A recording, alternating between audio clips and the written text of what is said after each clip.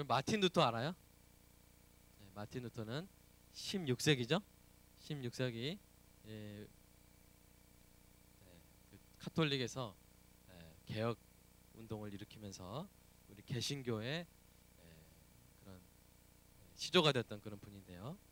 이 마틴 루터는 여러분이 어떤 이미지로는 상당히 그 강인한 의지력을 가진 사람으로 아마 여러분 생각하고 있을 거예요. 그렇죠? 마틴 루 여러분 당시에 유럽 대륙과 영국까지 이렇게 다스리던 교권으로 다스리던 그 엄청난 카톨릭 세력에 대해서 한 사람이 일어나서 95개조 반망분을 붙이고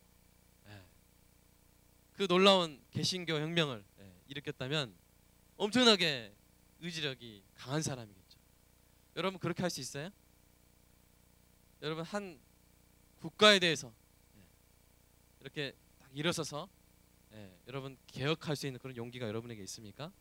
근데 마틴 루터는 한 국가가 아니라 유럽 전체, 그죠? 천주교가 다스리는 지배하는 그 모든 유럽의 그 나라들에 맞서서 싸웠던 엄청난 사람이었죠. 그래서 우리가 생각할 때 이 사람은 정말 이 굳건한 의지를 가지고 나처럼 이렇게 흔들리거나 그러진 않았을 것이다. 우리가 생각하기 쉬운데요. 사실은 마틴 루터는 어떤 사람이었냐면 쉽게 좌절하고 쉽게 회의에 빠지는 사람이었습니다. 여러분 알았어요? 예, 그럴 것 같지가 않죠? 어떻게 그렇게 대단한 사람이 그랬을까라는 생각이 드는데 이 사람은 때로는 천사처럼 엄청난 믿음을 보여주다가도 때로는 무신론자처럼 막 회의에 빠지던 그런 사람이었습니다. 한 번은 그 기간이 너무 길었어요. 그래서 심하게 낙심하고 절망해서 친구들이 그에 대해서 걱정할 정도로 그렇게 심해졌어요.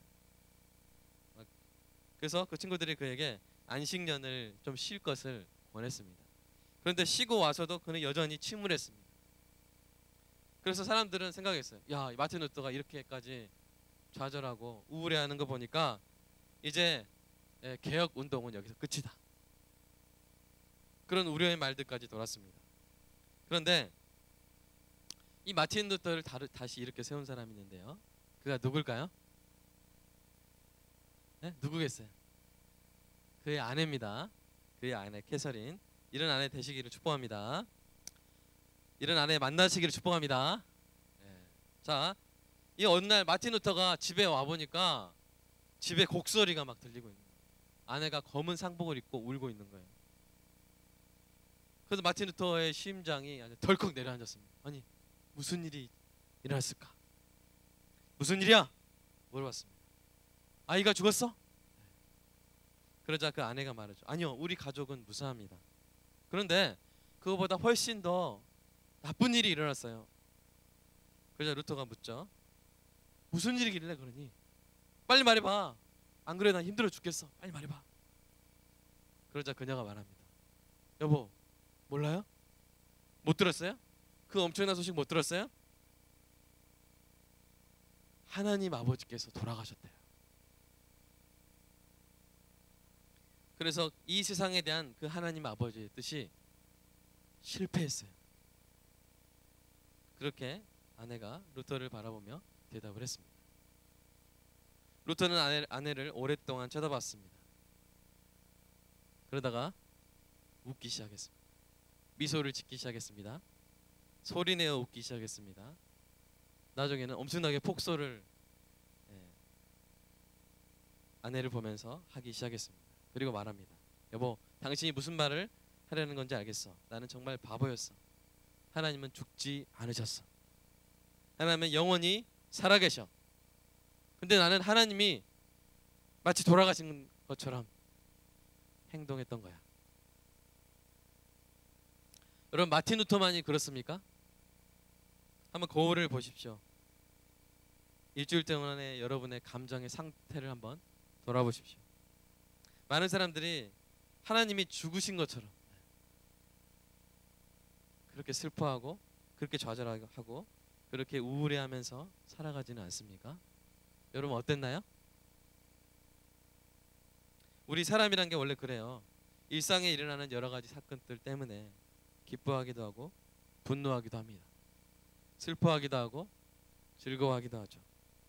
때로는 우리가 뜻밖의 성공 때문에 막 들듯이 기뻐하면서 하나님 살아계신다 하면서 이렇게 눈물을 흘리면서 하나님 나와 함께 하셨다고 찬양하다가도 자기 뜻대로 안 되면 어떻게 돼요?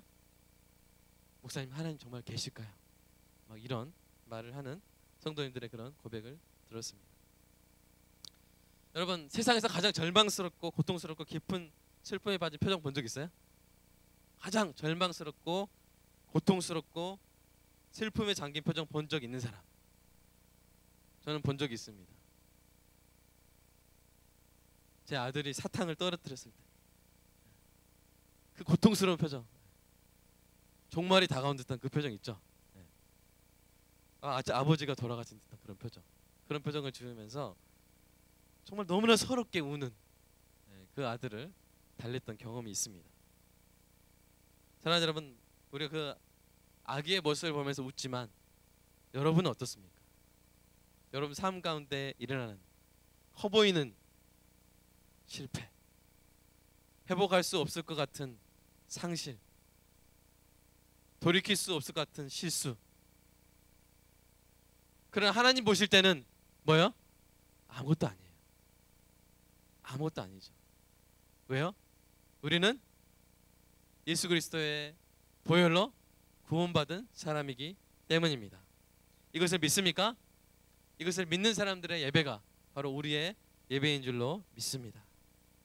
사랑하는 여러분, 오늘 제목을 기쁨의 뿌리라고 한 이유가 있어요. 제가 지난주에 면접을 보는데, 무슨 면접이라고 말하지 않겠습니다. 면접을 보는데 이제 자기 신앙 고백서들을 다 쓰잖아요. 신앙 고백서를 다 쓰는데 그 신앙 고백서를 딱 보면서 가슴이 아팠어요. 어떤 한 신앙 고백서 보면서. 그 신앙 고백서가 2줄 3줄짜리 신앙 고백서였는데, 하나님 지난날 한 2년 전까지는 저를 그렇게 돌봐주시지 않고 되는 일이 없었는데 요새 최근에 일이 잘 돼서 저 너무 행복합니다. 너무나 행복합니다. 주님의 사랑을 팍팍 느낍니다. 그런 신앙 고백서였어요. 여러분, 제가 왜 슬펐을까요? 그 친구는 근데 초신자도 아니에요. 저랑 엄청 오래, 더 말하면 이제 누군지 아니까 그만할게요.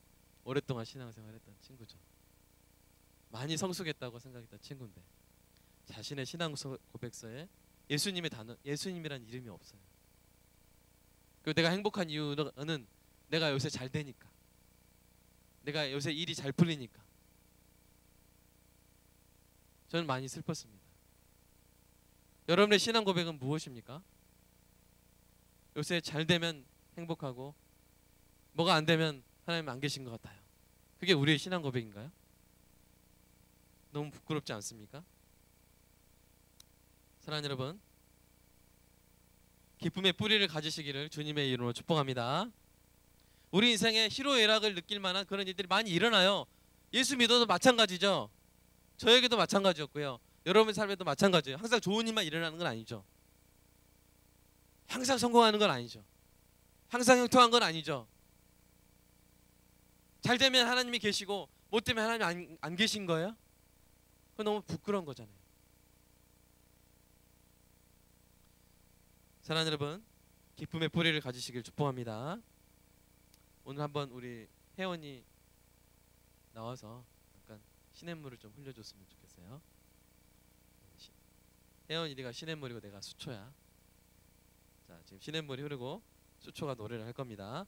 수초의 노래를 잘 들어보세요.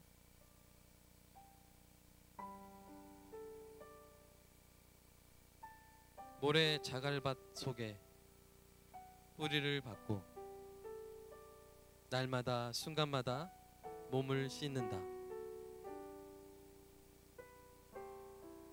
한 줌의 욕심을 가져본 적도 없고 자리다툼 한 번 해본 적도 없이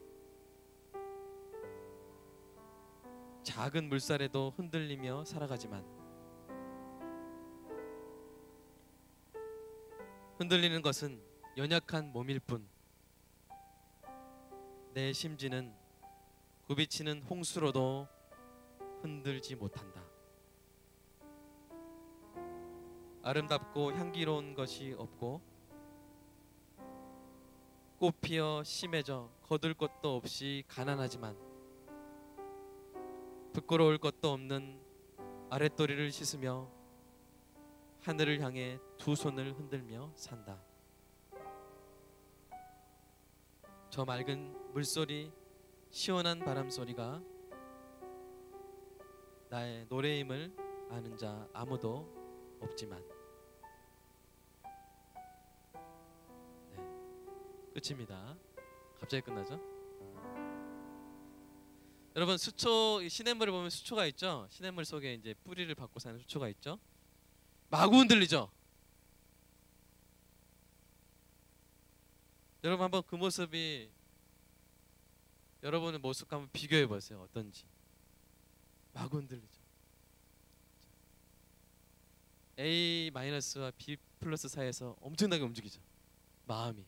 그렇죠? 절벽에서 떨어진 느낌이죠? 우리의 삶의 여러 가지 사건 때문에 우리는 너무나도 흔들립니다.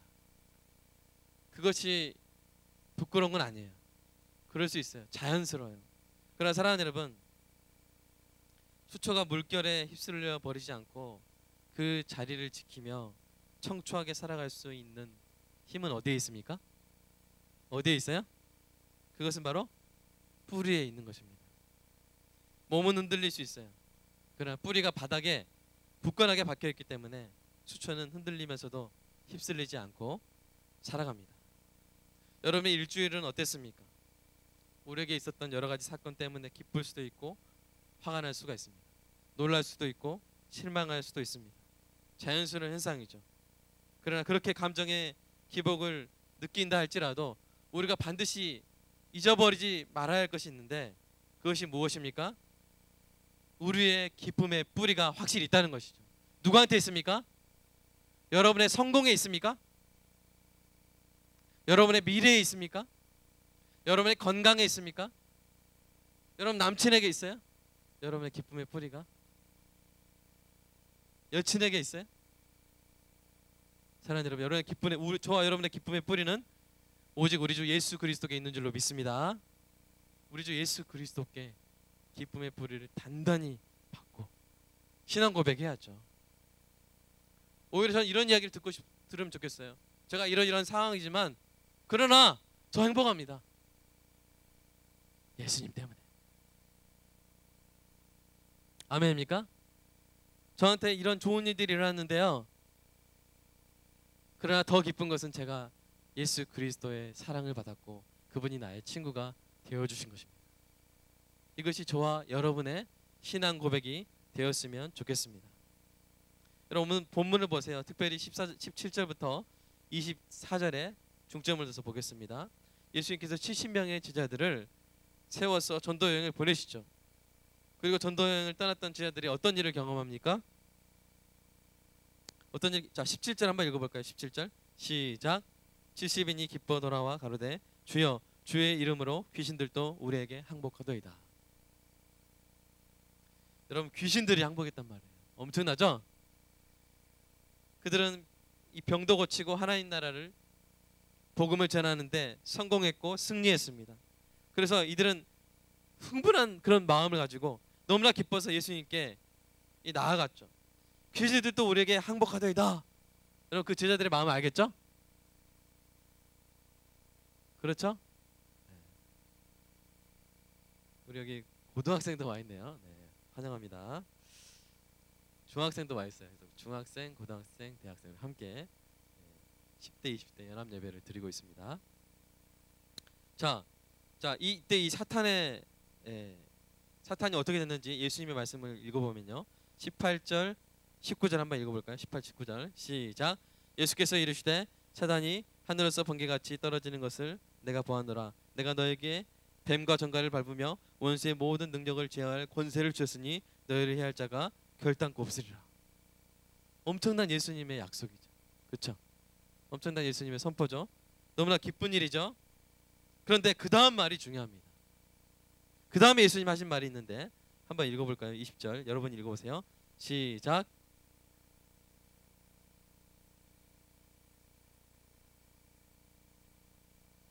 예, 지금 제자들이 아주 흥분해 있어요. 왜냐하면 성공했기 때문이죠. 그렇죠.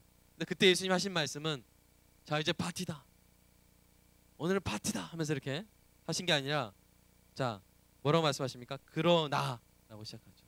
그러나 귀신들이 너희에게 항복하는 것으로 기뻐하지 말고 너희 이름이 하늘에 기록된 것으로 인해서 기뻐하라고 말씀하시죠. 여러분 제가 여기서 묻겠습니다. 이게 헬라어 표현의 특징인데 일종의 수사법이에요.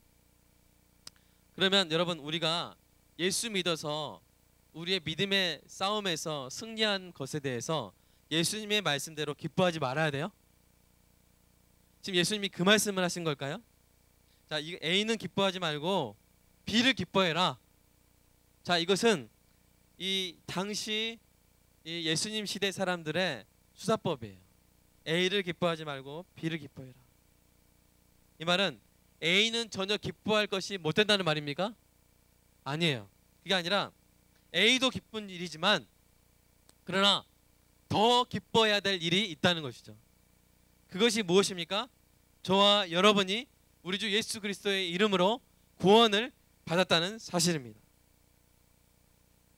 이것으로 인해서 기뻐하시기를 주님의 이름으로 축복합니다.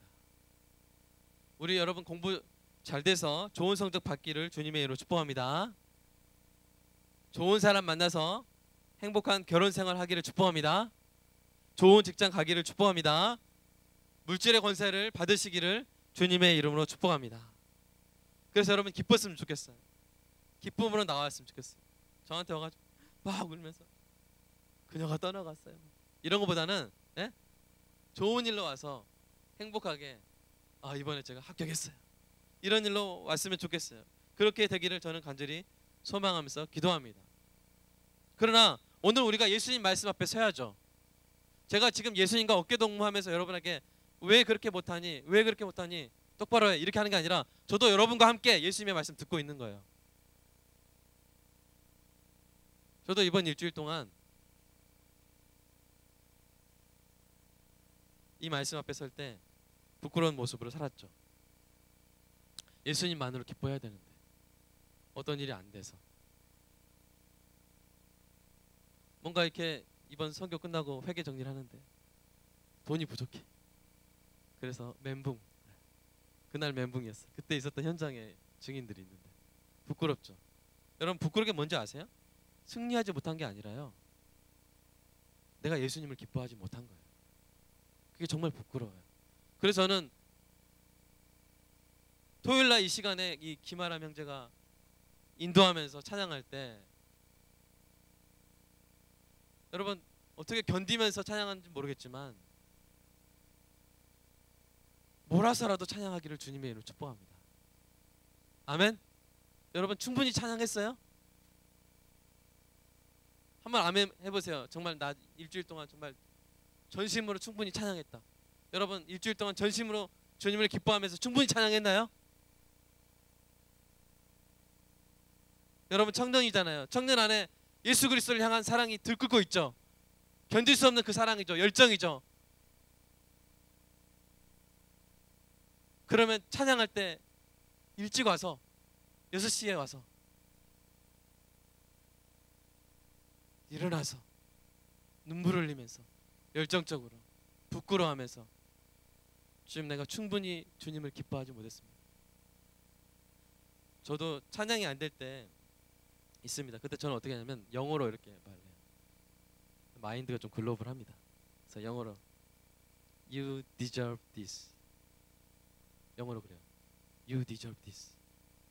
하나님, 주님, 우리 주님, 당신은 이것을 받으실 만합니다. 그 말을 딱 뱉고 나면 나도 모르게 일어나죠. 일어나고 손을 들고 전심으로 주님을 찬양하게 됩니다. 사랑하는 여러분, 맨체스터 유나이티드 그 경기장 올드 트래포드인가요? 올드 트래포드인가요? 거기서 경기할 때 맨유 팬들이 어떻게 경기를 보는지 아세요? 1번 앉아서 본다. 2번 2시간 넘는 그 시간에 서서 본다. 1번이에요, 2번이에요? 그들은 서서 응원해요. 이 땅에 그 축구 경기 하나 보는데 서서 응원해요. 여러분 어떻게 찬양합니까? 여러분 앉아서 찬양할 수 있어요? 괜찮아요? 좋아요. 여러분 열정적으로 찬양하시기 바랍니다. 몰아서라도 찬양하세요. 시험은 몰아서라도 공부하죠. 번개라도 치면서 공부하죠. 주님을 몰아서라도 기뻐하세요. 일어서서 열정적으로 주님 사랑합니다. You deserve this. 지금 영어 하는 거 지금 무슨 말인지 알죠? 네? 한번 우리 주님께 고백해 보겠습니다. You deserve my praise. 시작. You deserve my praise. 나의 찬양받기 합당하신 분입니다. 이 주님을 기뻐하시기를 주님의 이름으로 축복합니다. 여러분 우리가 살면서 경험하는 승리들은 제한적이에요, 일시적이에요, 부분적이에요. 실패도 하죠. 그렇죠. 떨어지기도 하죠. 패배도 하죠. 안 될 때도 있죠. 그러나 주님의 승리는 영원합니다. 완벽합니다. 궁극적입니다. 우리가 이 땅에서 작은 전투에 이길 때도 있지만 우리 주님이 전쟁을 이기셨단 말이에요. 그래서 우리의 마음의 이 기쁨의 뿌리를 우리 주님의 승리에 놓으시기를 주님의 이름으로 축복합니다. 여러분 이 예수님 말씀 한번 읽어볼까요? 가라사대 천지의 주되이신 이렇게 돼 있죠. 21절 하늘에 기록된 것으로 인해서 기뻐하라 하시면서 예수님이 기뻐하기 시작하시죠. 그렇죠? 예수님이 성령으로 기뻐하사 뭐라고 말씀하십니까? 21절 한번 읽어볼까요? 시작. 이때 예수께서 성령으로 기뻐하사 가라사대 천지의 주제이신 아버지여 이것을 지혜롭고 쓸기 있는 자들에게는 숨기시고 어린 아이들에게는 나타내심을 감사하나이다 옳소이다 이렇게 된 것이 아버지의 뜻이니이다 라고 이야기합니다. 자 이게 무슨 말일까요? 여러분 무슨 말이겠습니까? 우리가 왜 기뻐해야 되는지 이유를 예수님께서 말씀해 주시는 거예요. 얼핏 보면 이해는 안 되지만 여러분 잘 보시면 23절 24절을 보면 알 수가 있습니다. 우리 23절 24절 한번 읽어볼게요. 시작. 제자들을 돌아보시며 종용이 이르시되 너희의 보는 것을 보는 눈은 보기도다. 내가 너희에게 말하느니 많은 선지자와 임금이 너희 보는 것을 보고자 하였을 때 보지 못하였으며 너희 듣는 것을 듣고자 하였을 때 듣지 못하였느니라. 자 여기 선지자들이 뭔가 보고 싶어 했단 말이에요. 임금들이 뭔가 보고 싶어 했다는 말이에요. 근데 그것을 그들은 보지 못했어요. 간절히 사모했던 보기를 원했던 그것을 그들은 보지 못했어요. 그런데 지금 예수님과 함께 있는 70명의 제자들은 봤다는 거예요. 너무나 보고 싶은 걸 봤다는 거예요. 제 동생이 이제 두 명, 남자 2명, 여자 2명 있는데 5남매입니다. 제가 장남인데 이 셋째, 그러니까 남녀 합치면 풍산 4위 넷째인 그 남자 동생이 있는데요. 그 친구가 그 동생이 그렇게 말한 적이 있습니다. 형 저는 바울보다는 다윗이 좋아요. 다윗과 같은 삶을 살고 싶어요. 아마도 제 동생은 다윗의 삶이 여러분 바울의 삶은 좀 그렇죠. 예? 세상 사람들이 보면서 뭐라고 하겠어요? 찌질하다 그랬죠. 아 찌질하다. 맨날 맞고 다니고 맨날 고소당하면서 죄인의 신부로 사는 그런 바울의 모습 누가 그렇게 살고 싶겠습니까? 바울이 집이 있어요? 바울이 행복한 결혼 생활 했습니까? 바울의 신분이 상승했어요? 누가 그런 삶을 원하겠습니까? 아마 그래서 제 동생은 바울보다는 다윗과 같은 삶을 살고 싶다고 그렇게 말했는지도 모릅니다. 그러나 사랑하는 여러분 우리가 잘 생각해 보면요 다윗이 행복한 사람이에요? 바울이 행복한 사람이에요? 누가 더 행복한 거예요? 다윗은 모든 걸 다 가졌죠. 근데 여러분 시편을 보세요. 다윗의 시를 보면 너무나도 간절히 사모하는 노래들을 부르고 있습니다. 그 노래의 핵심이 뭐냐면 당신이 누군지 잘 모르겠지만 오실 당신 나 너무나도 보고 싶습니다 라는 그런 내용이에요. 여러분 시편은 그런 관점에서 한번 읽어보세요. 다윗이 누군가를 너무나 사모했어요. 오실 그분을 너무나 사모했어요. 그래서 다윗이 이 이야기한 그 시편의 내용을 보면 자기는 경험하지 않았는데 나중에 예수님이 경험하는 내용들이 나와요. 그 정도로 사모한 거죠. 그래서 다윗의 시편이 마치 예언서처럼 예수님의 고난을 묘사하게 될 정도로 다윗은 그 예수님 보기를 너무나도 사모했습니다. 앞으로 오실 주님 예수님에 대한 그리움들이 그의 시편의 곳곳에 가득합니다. 그런데 사랑하는 여러분, 다윗이 그토록 보고 싶었던 그 메시아, 그 예수 그리스도를 바울은 봤잖아요. 그렇죠. 그 예수님을 잠깐 보고 그 예수님에게 자기의 전생을 바쳤죠. 그 전생을 바치고도, 그래서 고난과 핍박 가운데 살아가고도 바울은 뭐 했어요? 내가 기뻐하고 기뻐하노라. 그 예수님과의 몇 분 데이트인지 모르겠어요. 그 10분, 5분 데이트 때문에 바울의 인생은, 온 인생이 뭘로 가득 찼어요? 기쁨으로 가득 찼단 말이에요. 여러분, 어떤 도시에 갔는데 사람들이 죄인이라고 억울하게 고소를 해서 감옥에 집어넣고 채찍질하고 돌로 치고 죽이려고 하고 쫓아가면 도시락 싸고 다니면서 방해하는 그런 삶을 사는 사람이 뭐가 기쁘겠어요? 기쁘겠어요? 여러분 기쁘겠어요? 채찍질 당하면? 네? 기쁘겠어요? 아유 시원해. 가려웠는데 거기 때려줘서 뭐 그러겠어요? 돌로 맞으면 막 기쁘겠어요? 사회를 뽑아야지 하면서 이렇게 기쁘겠어요? 바울은 뭐라 그래요? 감옥에 갇혔는데 내가 기뻐하고 기뻐하는, 미친 사람 아니에요? 잘 나가던 사람이 예수 믿고 나서, 예수님 만나고 나서 완전 인생이 가라앉았는데 자기는 기뻐하고 기뻐한대요. 여러분 그렇게 되기를 원하십니까? 진짜요? 그렇게 되기를 축복합니다. 두드려 맞고 고소당하고 그러게 되기를 바란다는 게 아니라 어떤 상황 가운데서도 기뻐하고 기뻐하는 여러분 되시기를 주님의 이름으로 축복합니다. 꺾을 수 없어요.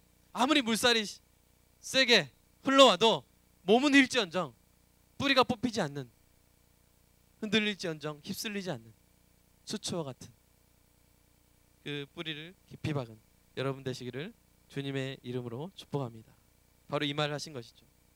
얘들아, 구약의 많은 선지자들, 모세, 엘리야, 임금들, 다윗, 솔로몬, 그들이 정말로 보고자 했던 하나님의 성육신한 나를, 하나님의 아들인 나를 너희들은 보고 있지 않느냐. 이것으로 인해서 기뻐하라는 말입니다. 그럼 여러분 저한테 물어볼 수 있어요. 저는 못 보는데요. 저 그렇게 기도하면서 하나님 예수님 좀 보여달라고 했는데 안 보여주던데요. 여러분 우리는 왜 기뻐해야 됩니까? 왜 기뻐해야 돼요? 이제 예수님께서 우리에게 자기 자신을 보여주신 정도가 아니라 뭐예요? 우리 안에 계시기 때문이죠. 아멘입니까? 우리 안에 계시기 때문이죠. 분리할 수가 없는 존재가 되어주셨기 때문입니다. 뭐라고요? 분리할 수 없는 존재가 되어주셨습니다. 성령님이 계시죠. 여러분 성령님의 별명이 뭔지 아나요? 예수의 영입니다. 예수의 인격입니다. 그 예수님의 인격이 우리 안에 들어오셨죠. 그래서 우리는 예수님과 하나 된 사람들입니다. 우리 공동체 이름 뭐예요? 임마누엘 유나이티드. 예수님과 연합된 사람들. 아멘. 그게 바로 우리 아이유 청년부의 이름이죠. 사랑하는 여러분, 이것을 기뻐하시기를 주님의 이름으로 축복합니다. 이 예수님의 말씀을 통해서 또 예수님이 내주하시는 귀한 지체의 얼굴 속에서 예수님을 보고 듣는 은혜가 있기를 주님의 이름으로 축복합니다. 여러분 우리의 기쁨의 뿌리가 어디 있어야 된다고요? 한번 외쳐보세요. 누구? 예수! 아멘. 한번 외쳐보세요. 예수! 예수님께 제 마음에 기쁨의 뿌리가 있습니다. 어떤 상황 가운데서도 난 예수님 때문에 기뻐할 것입니다. 이것이 저와 여러분의 신앙 고백이 되기를 간절히 축복합니다. 바라만 봐도 행복한 사람, 마냥 사랑스러운 사람, 다 주고도 더 주고 싶은 사람, 함께함이 즐거운 사람, 예수 안에 있는 우리가 그런 사람입니다. 행복의 시작, 예수 그리스도.